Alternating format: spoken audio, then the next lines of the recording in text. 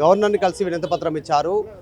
DSP party అధ్యక్షులు విశ్వనాథన్ మహారాజ్, అలాగే TRS Telangana రక్షణ సేన సంబంధించినటువంటి అధ్యక్షురాలు కవిత ఇద్దరు కలిసి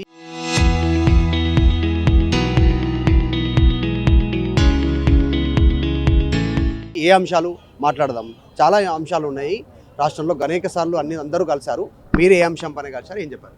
అంటే గతంలో తెలంగాణ రాష్ట్రంలో ముఖ్యమంత్రి రేవంత్ రెడ్డి భూదోపిడీకి తెగబడి తెలంగాణ రాష్ట్రంలో 1,00,000 ఎకరాలు కొట్టేయాలనుకుంటాడు. అందులో భాగంగా తన కన్ను ఎక్కడెక్కడైతే పడుతుందో అక్కడ 1,000 ఎకరాలు భూసేకరణ చేస్తున్నాడు. అందులో భాగంగా లగచెర్ల కావచ్చు, లేదంటే మొన్న వికారాబాద్లో పరిగిలో కావచ్చు, ఒక పరిగి దగ్గర 3 గ్రామాల్లో 2,100 ఎకరం భూసేకరణ చేసిండు. తర్వాత ఖమ్మంలో వెలుగుమట్లలో ఉన్నటువంటి 60 ఎకరాలు కొట్టేయాలనుకున్నాడు. ఇట్లా తెలంగాణ రాష్ట్రంలో ఎప్పుడూ కూడా ప్రభుత్వ చరిత్రలో లేని విధంగా 1,00,000 ఎకరాలని తెలంగాణ రాష్ట్రంలో భూదోపిడీకి ప్రయత్నిస్తున్న రేవంత్ రెడ్డి మీద అతి తీవ్రంగా ప్రతిచర్యగా అతని మీద పోరాటానికి ఎవరూ లేని పరిస్థితుల్లో బాధితుల పక్షాన మేము ఖమ్మంలో కానీ లేదంటే పరిగిలో కానీ తీవ్ర పోరాటం చేసి పరిగిలో భూసేకరణని ముందు ఆపగలిగాము. ఆ తర్వాత వెలుగుమట్లలో పోరాటం ద్వారా దాదాపు ఏ స్థలంలో అయితే పట్టాలు ఇవ్వను, అందులో మీకు హక్కు లేదు అన్నది గవర్నమెంట్, అదే స్థలంలో 318 మందికి పట్టాలు ఇవ్వడం జరిగింది.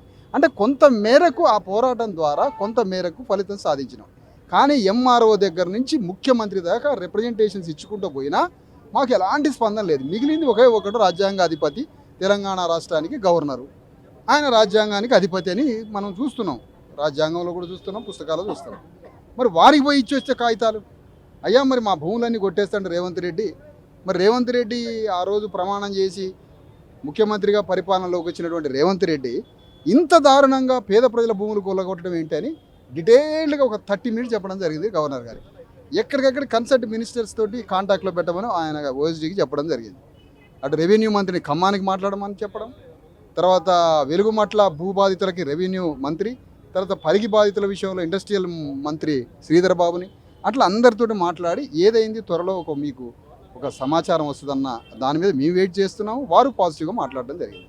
మొత్తంగా గవర్నర్ నుంచి కూడా సరి అయిన న్యాయం మాకు దొరకకపోతే తెలంగాణ రాష్ట్రంలో ముఖ్యమంత్రి రేవంత్ రెడ్డి చేస్తున్న వికృత భూదోపిడీకి అతి భయంకరమైనటువంటి నిరసన జ్వాలతో లక్షలాది మందిగా వెస్ట్ బెంగాల్లో మరి నందిగ్రామ్ పోరాటం జరిగింది. వెస్ట్ బెంగాల్లో అతిపెద్ద భూముల పోరాటం జరిగింది. అంత భూముల పోరాటం తెలంగాణ రాష్ట్రంలో కూడా చేసి ఈ భూముల్ని పేదలకి రక్షించి ఈ భూముల్ని కాపాడి పేదలను కాపాడేటువంటి ఒక పెద్ద కార్యక్రమంలో మేము ఇవాళ ఉన్నాం. అందులో భాగంగానే గవర్నర్ మీరు ఉద్యమం చేపడతాం, ప్రజలకు అండగా ఉంటాం భూ విషయంలో అని చెప్తా ఉంటే రేవంత్ రెడ్డి రీసెంట్గా మాట్లాడారు. ముఖ్యమంత్రి మాట్లాడుతున్నారు, ఏడ్చే వాళ్ళు మీరు ఏడుస్తూనే ఉండండి, మీరు బాధపడుతూనే ఉండండి, కన్నీళ్ళు పెట్టుకోండి, మీరంతా కూడా నేను చేయాల్సింది చేస్తా. ఈ ఫార్మా సిటీ విషయంలో కానీ, ఫ్యూచర్ సిటీ కానీ, ఈ మూసీ రివర్ ఫ్రంట్కి సంబంధించిన విషయంలో కానీ ఇట్లా ఏ అభివృద్ధి అయినా ఆగదు, మీరు ఏడవండి అంటున్నారు. అదే అంటే ఇప్పుడు రేవంత్ రెడ్డి చాలా కాలం రామ్ గోపాల్ వర్మతో తిరిగిండు. రామ్ గోపాల్ వర్మలో రిఫ్లెక్ట్ అవుతూ ఉంటాయి, మీరు గమనించండి. రక్త చరిత్ర సినిమా షూటింగ్కి సంబంధించి దాదాపు 6 నెలలు తిరిగాడు. తర్వాత రామ్ గోపాల్ వర్మతో బాగా అసోసియేట్ అయి ఉన్నాడు. ప్రజలు ఏడుస్తుంటే నాకు సంతోషం ఉంటుందని అంటే ఇక అంతకన్నా శాడిస్ట్ ఏముంటుంది. అందుకని ఒక శాడిస్ట్ గవర్నమెంట్ ఇది డెమోక్రాటిక్ కాన్స్టిట్యూషన్ స్పిరిట్కి సంబంధించిన గవర్నమెంట్ కాదు. అందుకని ఇతనిలో లక్షణాలు ఒక్కొక్కటి బయటపడుతున్నాయి. ఇతను చంద్రబాబు నాయుడు, కేసీఆర్, రాజశేఖర్ రెడ్డి ముగ్గురిని మిక్సీలో తీస్తే రేవంత్ రెడ్డి అని ఏనాడు నుంచో చెప్తున్నాను నేను. తెలంగాణలో తెగబడి భూదోపిడీకి తెగబడ్డాడు. లక్షల కోట్లు సంపాదించాలి, ఈ డబ్బులతో రెండోసారి గవర్నమెంట్కి రావాలా. మొన్న ఎంత తెగబడి మాట్లాడినండి. 2030 దాకా నేను గౌన్లాయన ముఖ్యమంత్రిని కానీ అని అన్నాడు. 2034 దాకా నేను యాదవ్ని ముఖ్యమంత్రి కానీ అని అన్నాడు. 2034 దాకా నేను ముదిరాజుని ముఖ్యమంత్రి కానీ అని అన్నాడు. 2034 దాకా నేను మాదిగాయని ముఖ్యమంత్రి కానీ అని అన్నాడు. అంటే ఏ కులాన్ని కూడా తాను ముఖ్యమంత్రిని కానివ్వను, ఒక్క రెడ్డి మాత్రమే ముఖ్యమంత్రి అవుతాడు. యాంటీ కాన్స్టిట్యూషనల్ వర్డ్ ఇది. అందుకని ఇంత తెగబడ్డటువంటి రేవంత్ రెడ్డి మీద అంతే ప్రతి సవాల్గా యుద్ధానికి మేము సిద్ధమవుతున్నాం. ఇలాంటి యుద్ధం భవిష్యత్తులో ఎప్పుడు చూసి ఉండరు. అంత భారీ పోరాటానికి మేము భూముల్ని రక్షించి పేదలకు ఇచ్చి, ప్రభుత్వ భూముల్ని రక్షించి పేదలకు రక్షణగా నిలబడటానికి మాత్రం భారీ ఎత్తున పోరాటానికి సిద్ధపడుతుంది. రాజ్యాంగబద్ధమైన గవర్నరు, ఆయనకు అన్ని హక్కులను ఆయన కలుగజేసుకునే అవకాశం ఉంది. కానీ గతంలో కూడా మీరు కలిసినట్టే ప్రతిపక్షాలు చాలామంది కలిసిరు. హిల్ట్ అని, లగచెర్ల అని, ఎఫ్సి భూముల విషయంలో అని, ఇంకా ప్రభుత్వంలో ఉన్న అవినీతి అని చాలా ఇంకా కొన్ని పబ్లిక్ ఇష్యూస్లో కలిసిరు.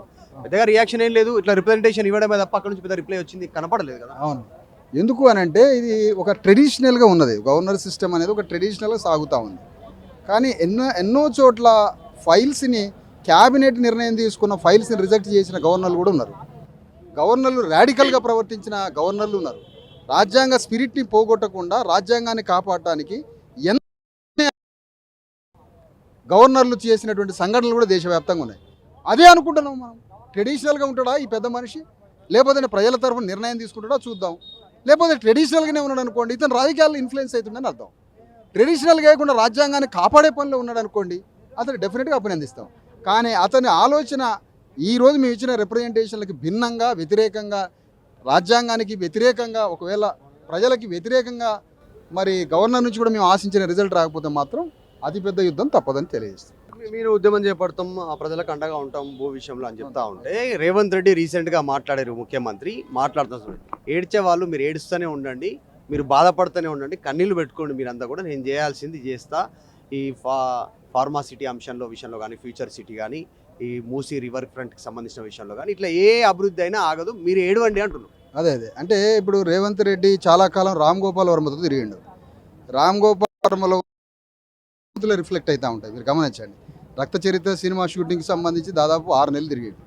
తర్వాత రామ్ గోపాల్ వర్మతో బాగా అసోసియేట్ అయి ఉన్నాడు. ప్రజలు ఏడుస్తుంటే నాకు సంతోషం ఉంటుందని అంటే ఇక అంతకన్నా శాడిస్ట్ ఏముంటుంది. అందుకని ఒక శాడిస్ట్ గవర్నమెంట్ ఇది డెమోక్రాటిక్ కాన్స్టిట్యూషన్ స్పిరిట్కి సంబంధించిన గవర్నమెంట్ కాదు. అందుకని ఇతనిలో లక్షణాలు ఒక్కొక్కటి బయటపడుతున్నాయి. ఇతను చంద్రబాబు నాయుడు, కేసీఆర్, రాజశేఖర్ రెడ్డి ముగ్గురిని మిక్సీలో తీస్తే రేవంత్ రెడ్డి అని ఏనాడు నుంచో చెప్తున్నాను నేను. తెలంగాణలో తెగబడి భూదోపిడికి తెగబడ్డాడు. లక్షల కోట్లు సంపాదించాలి, ఈ డబ్బులతో రెండోసారి గవర్నమెంట్కి రావాలా. మొన్న ఎంత తెగబడి మాట్లాడినండి. 2030 దాకా నేను గౌండ్లాయన ముఖ్యమంత్రిని కానీ అని అన్నాడు. 2034 దాకా నేను యాదవ్ని ముఖ్యమంత్రి కానీ అని అన్నాడు. 2034 దాకా నేను ముదిరాజుని ముఖ్యమంత్రి కానీ అని అన్నాడు. 2034 దాకా నేను మాదిగాయని ముఖ్యమంత్రి కానీ అని అన్నాడు. అంటే ఏ కులాన్ని కూడా తాను ముఖ్యమంత్రిని కానివ్వను, ఒక్క రెడ్డి మాత్రమే ముఖ్యమంత్రి అవుతాడు. యాంటీ కాన్స్టిట్యూషనల్ వర్డ్ ఇది. అందుకని ఇంత తెగబడ్డటువంటి రేవంత్ రెడ్డి మీద అంతే ప్రతి సవాల్గా యుద్ధానికి మేము సిద్ధమవుతున్నాం. ఇలాంటి యుద్ధం భవిష్యత్తులో ఎప్పుడు చూసి ఉండరు.